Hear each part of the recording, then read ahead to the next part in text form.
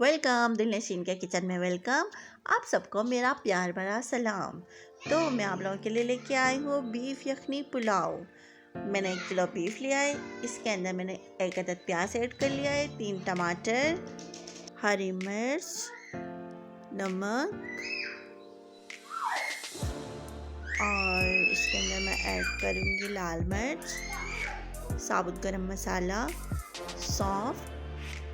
और ये मसाले साबुत डालने से ना यखनी बहुत ज़बरदस्त बनती है।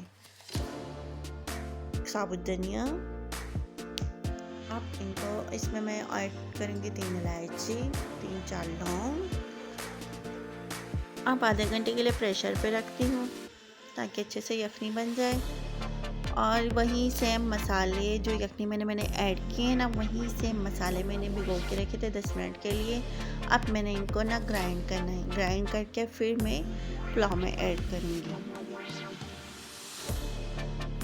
और ये देखिए माशाल्लाह माशाल्लाह बहुत अच्छे से गल चुका है गोश्त। और यखनी से ना मसाले जो मैंने ऐड किए थे ना, वो मैं अलग से छान के अलग कर लूँगी। 1 कप मैंने ऑयल लिया है। इस जो मसाले मैंने ग्राइंड किए थे ना, वही मैं अब ऑयल में ऐड करती हूँ। कोई प्याज टमाटर कुछ भी नहीं, बस वही मसाले ऐड करने हैं। अब मैंने इसमें गोश्त डाल दिया। इसको मैं हल्का सा भून लेती हूँ। और इसमें मैं अब थोड़ी सी लाल मिर्च ऐड करूँगी।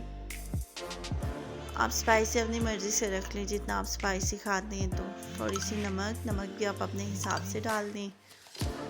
कोई ज़्यादा खाते हैं, कोई कम खाते हैं। तो इसमें मैंने ना अभी यखनी जो मैंने अलग करके रखी थी ना, वही यखनी मैंने ऐड की है।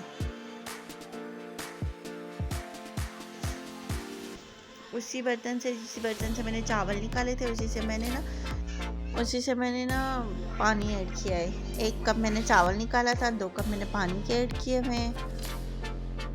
और चावल मैंने आधे घंटे पहले भिगो के रख दिए थे।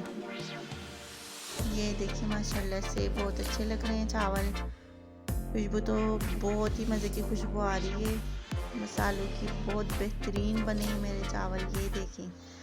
ये देखिए माशाल्लाह माशाल्लाह। अभी तक किसी ने मेरा चैनल सब्सक्राइब नहीं किया तो प्लीज़ मेरा चैनल सब्सक्राइब करें, वीडियो को लाइक करें, शेयर करें।